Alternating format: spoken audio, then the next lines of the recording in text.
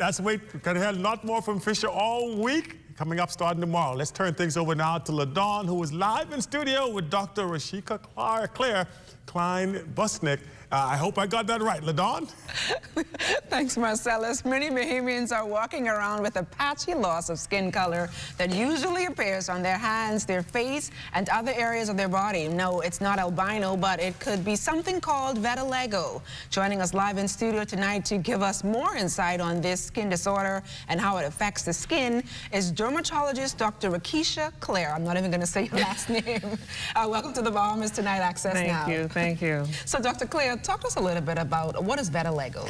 So vitiligo is an autoimmune condition, and what it essentially does is your body sees your own pigment cells as not yours, so it attacks it.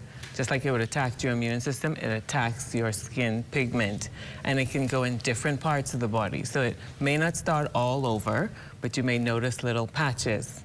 And there are like 3,000 different kinds of skin conditions, and all whites could look the same. So you have to have that eye, because you can have white that's light white, bright white, white with pink, ivory white, white that's kind of what we call atrophic or thin, white that tends to look thick, right? So it just depends on the type.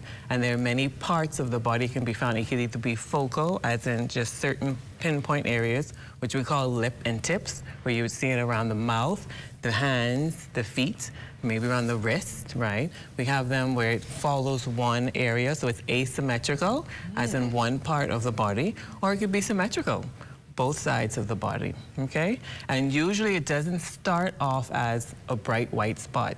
It may just appear as you look kind of bright in that area, a little bit of brown, but it's tan, and then eventually your pigment just is eaten away by your own immune system. And is this hereditary? Less than like 30% of it can be hereditary, but a lot of it can be caused just because. And there's several theories, according to journals and texts, that's looking at autoimmune diseases, as in thyroid disease, persons with diabetes type 1, sometimes rheumatoid arthritis, that can be a cause. We have self-destructive cause, where your melanocytes just say, hey, I just had enough of you today, and we're gonna get you and destroy you. And then there's a neurogenic, where it's involved with the nerve endings that can cause and trigger your own melanocytes to destroy itself. So what's the difference between albino and vitiligo? So vitiligo has to do with, there's no pigment, minimal pigment is not really doing anything.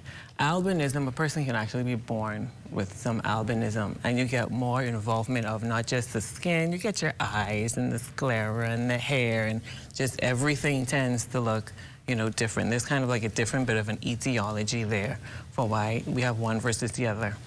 Some very vital information there, Dr. Claire. Thank you so much for joining us on the Bahamas Tonight Access Now, and all the best to you in the future. Thank you so much. Follow us at ZNS Digital on Facebook, Instagram, TikTok, or X. Subscribe to our YouTube channel and visit us on our website at znsbahamas.com.